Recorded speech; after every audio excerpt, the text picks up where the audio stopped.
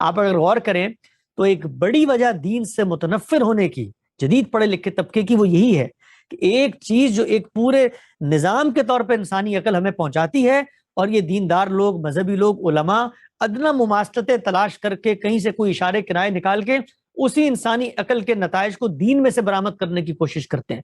تو در حقیقت نہ اس سے ہم دین کی خدمت کر رہے ہوتے ہیں، اور نہ ان عملی رکاوٹوں میں، عملی مشکلوں میں لوگوں کو دین کی طرف لانے کے لیے کوئی حل پیش کر رہے ہوتے ہیں۔ یہ جو 21ویں صدی ہے، موجودہ دور ہے، وہ کیا تبدیلی ہے جو اس دور میں انسان اور انسانی نفسیات کے لیے دین کی طرف متوجہ ہونے میں کوئی مزاحم ثابت ہوتی ہے؟ تو اگر غور کیا جائے تو بنیادی طور پر وہ 3 چیزیں ہیں۔ سب سے پہلی چیز کیا ہے؟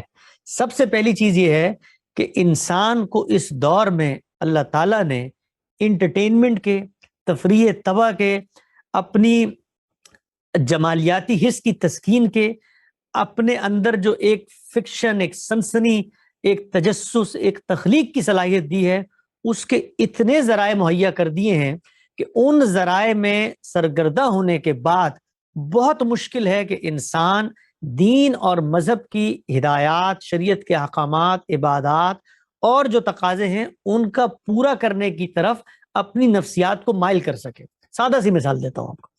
آپ اگر ایک نوجوان سے بات کریں جو گیمنگ کا شوقین ہو، جس کو آن لائن یہ جو گیمنگ ہوتی ہے اس کا کوئی شغف وہ رکھتا ہو، تو وہ آپ کو بتا سکتا ہے کہ اس کے لیے عبادت کتنی بھاری چیز ہے، اس کے لیے روزہ کتنی مشکل چیز ہے، اس کے لیے گھر سے نکل کر نیک لوگوں کی صحبت میں بیٹھنا کتنی مشکل چیز ہے۔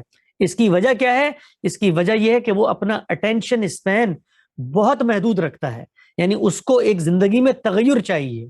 آپ یہی معاملہ دیکھیے جو لوگ سوشل میڈیا استعمال کرتے ہیں، جو لوگ یوٹیوب کے رسیا ہو جاتے ہیں، کبھی موقع ملے تو آج کل ان موبائل فونوں میں ایک آپشن موجود ہے جس میں وہ آپ کے ٹائم کے بارے میں آپ کو بتاتا ہے، تو آپ وہاں جا کر دیکھیں تو آپ کو وہ بتائے گا کہ آپ نے آج کے دن 2.5 گھنٹے واٹس ایپ یوز کیا ہے، آپ نے آج 4 گھنٹے فیس بک یوز کیا ہے، آپ نے آج 6 گھنٹے یوٹیوب یوز کیا ہے۔ تو یہ جو موجودہ دور کا ایک آزمائش ہے، وہ آزمائش یہ ہے کہ انسان کو اس قدر انٹرٹینمنٹ اور انسان کی نفسیات کو تسکین پہنچانے کے لیے، اس کی شخصیت کو تقویت پہنچانے کے لیے ایسے گوناگون ذرائع آ گئے ہیں کہ اب دین اور شریعت کی ہدایات جیسی سادہ اور ایک لحاظ سے اگر میں کہوں تو خشک ہدایات، اس لیے کہ اس میں آپ نے خود اسٹرگل کرنا ہے، خود سوچنا ہے، خود وضو کرنا ہے، خود نماز پڑھنی ہے، خود اکیلے کھڑے ہونا ہے، اس میں انسان کا دھیان نہیں لگتا۔ پہلا مسئلہ۔ دوسرا مسئلہ، جس طریقے سے یہ ذرائع سامنے آئے ہیں، جس طریقے سے انفارمیشن ٹیکنالوجی کا ایک سیلاب اور طوفان بپا ہوا ہے، اس کے نتیجے میں انسان کی جبلت میں تفوق کے اپنے آپ کو ثابت کرنے کی جو ایک خواہش تھی، اس کو بھی بہت بڑے پیمانے پہ ذرائع ملے ہیں۔ آپ یہ دیکھیے کہ وائرل ہونا، کسی ویڈیو کا مشہور ہو جانا، کسی جگہ نمایاں ہو جانا، یوٹیوب کے اوپر لوگ چینل بناتے ہیں، ٹک ٹاک کے اوپر آتے ہیں، ویڈیوز بنا رہے ہیں، تبادلہ خیال کر رہے ہیں، میڈیا تک رسائی حاصل ہو گئی ہے، اور اس کا نتیجہ کیا ہوتا ہے؟ ایک امیڈیٹ شہرت، ایک امیڈیٹ پذیرائی، ایک امیڈیٹ تعارف، یعنی وہ تعارف یا وہ رسپیکٹ یا وہ پروٹوکول جو کسی زمانے میں بادشاہوں کو ملتا تھا، وہ آج کے زمانے میں ایک عام آدمی کے لیے حاصل کرنا آسان کر دیا گیا ہے۔ یعنی انسان کی فطرت میں جو سب سے بڑی اور سب سے طاقتور جبلتوں میں سے ایک جبلت موجود تھی، برتری کی جبلت، ڈومینیٹ کرنے کی جبلت، اپنے آپ کو ثابت کرنے کی جبلت، اس کے اظہار کو آج زبان مل گئی ہے۔ آپ اگر فیس بک پہ جائیں تو آدمی کو یہ موقع مل گیا ہے کہ وہ کسی سے بڑے صدر اور وزیر اعظم کو بھی 2 جملے سنا سکتا ہے اور اپنی حیثیت کا اظہار کر سکتا ہے۔ اس کو یہ موقع مل گیا ہے کہ اپنے ٹیلنٹ کو ثابت کر سکتا ہے۔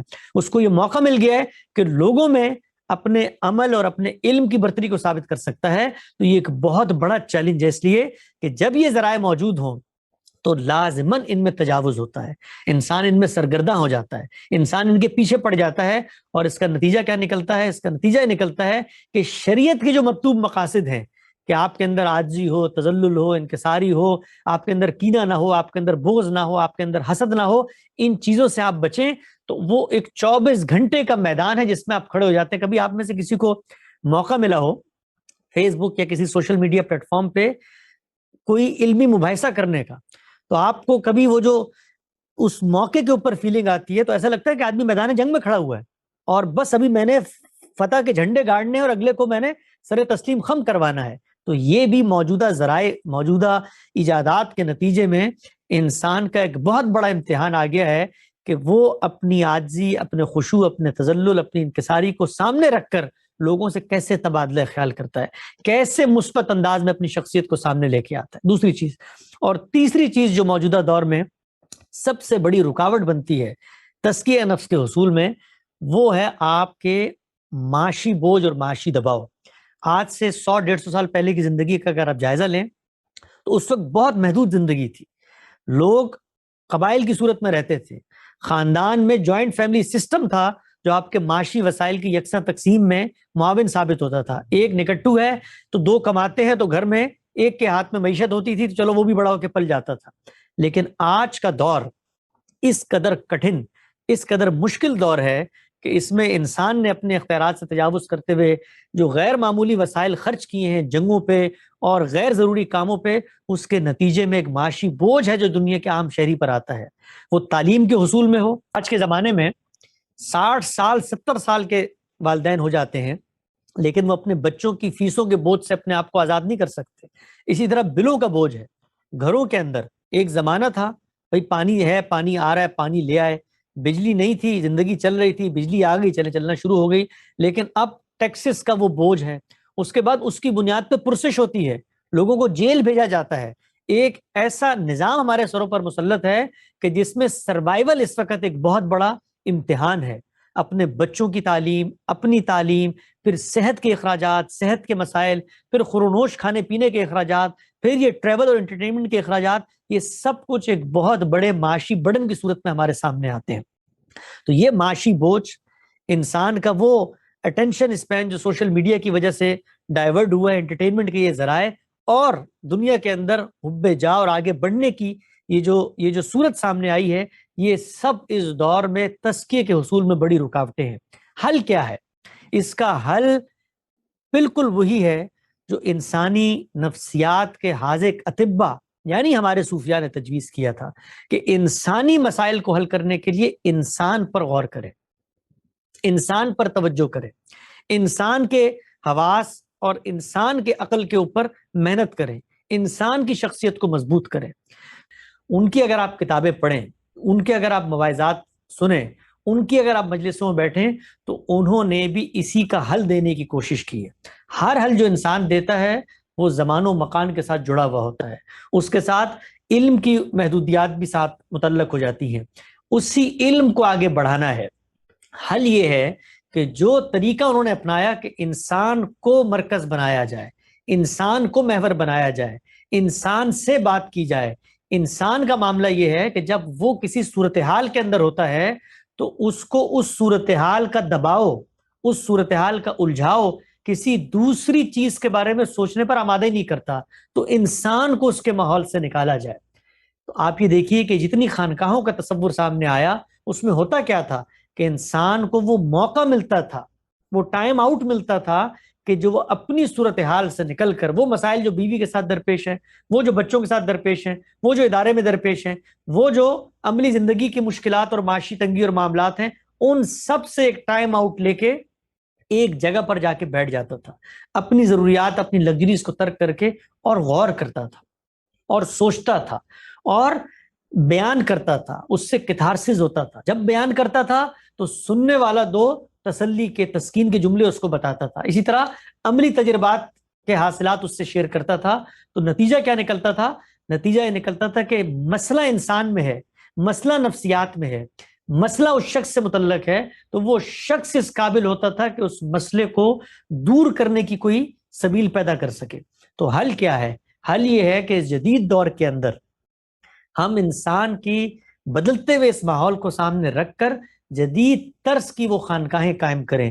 وہ آن لائن ہو سکتی ہیں، وہ کلبز کی صورت میں ہو سکتی ہیں، اس کی کوئی اور صورت ہم نکال سکتے ہیں کہ جہاں انسان کو غور و فکر کا موقع ملے. اسی طریقے سے انسان خوں گرے پے کرے محسوس ہے، اپنے ماحول سے اثر لیتا ہے، اپنے ارد گرد کے اثرات اس کی نفسیات سے متعلق ہوتے ہیں، تو وہ اچھے لوگوں کی صحبت میں بیٹھے. اس کے لیے کیا ہوگا؟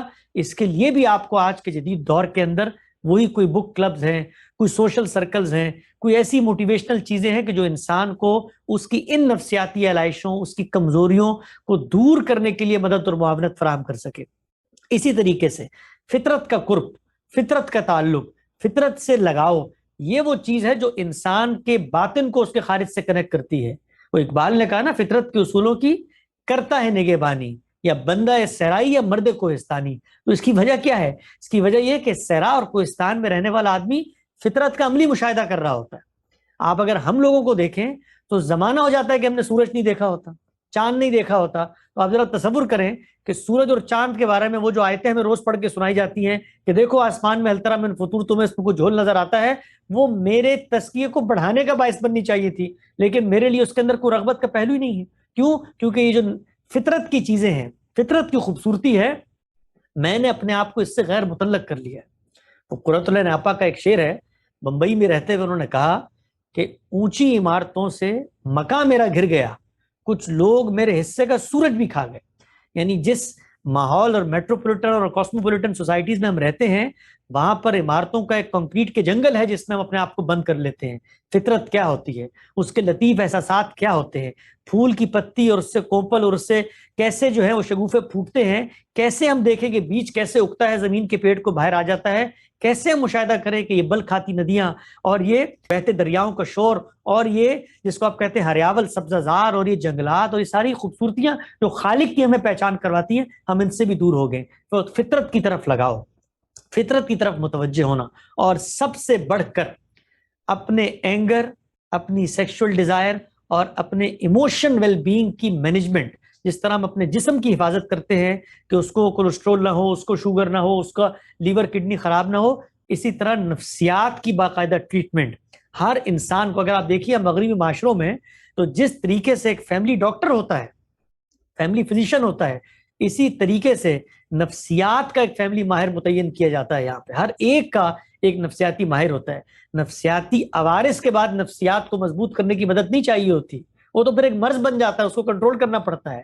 مرض نہ ہو اس کے لیے ہمیں اہل نفسیات اور ماہرین نفسیات کی مدد چاہیے ہوتی ہے کہ وہ ہمیں بتائیں کہ ایموشنز کو، ڈیزائرز کو، اسی طریقے سے یہ جو معاصرانہ چشمک اور رائبلری اور حسد اور کینے کے جذبات ہیں، ان کو کیسے ٹھیک کرنا ہے، کیسے اٹینشن اسپین بڑھانا ہے، کیسے کسی کام میں فوکس رہنا ہے، یہ سارے کے سارے کام اپنی ذات میں سیکولر کام ہیں، یہ سارے کے سارے کام اپنی ذات میں انسانی عقل سے متعلق ہیں۔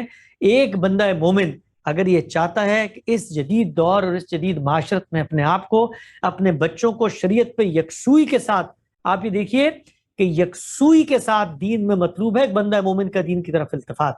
سیدنا ابراہیم کے بارے میں جو اللہ تعالیٰ نے تعریفی کلمات کہے تو کیا کہا؟ یہ یکسو تھا، یکسو تھا، اس لیے کہ جب تک آپ یکسو نہ ہو، فوکس نہ ہو، تو کوئی بھی کام آپ نہیں کر سکتے۔ آپ یہی وجہ ہے کہ دیکھیے ہمارے ہاں جو عبادات ہوتی ہیں، ہم یکسو نہیں ہوتے، اس لیے ان کی حقیقت پہ غور کرنے کا موقع نہیں ملتا۔ نماز ہم پڑھتے ہیں، روزہ ہم رکھتے ہیں، ابھی میں نے کل گفتگو کی ایک موقع پہ حج کے حوالے سے کہ حج کی حقیقت مسلمان اس کو بھلا بیٹھے ہیں، کیوں؟ یکسو نہیں ہے، کاموں میں مصروف ہے، توجہ نہیں ہے۔ تو یہ توجہ پیدا کرنا، یہ یکسوئی پیدا کرنا، اپنے آپ کو ایک اکیڈمک بیہیویئر کے اندر ڈالنا کہ چیزوں کو توجہ سے گہرائی میں جا کر سیکھیں سمجھیں، یہ انسانی عقل کا موضوع ہے۔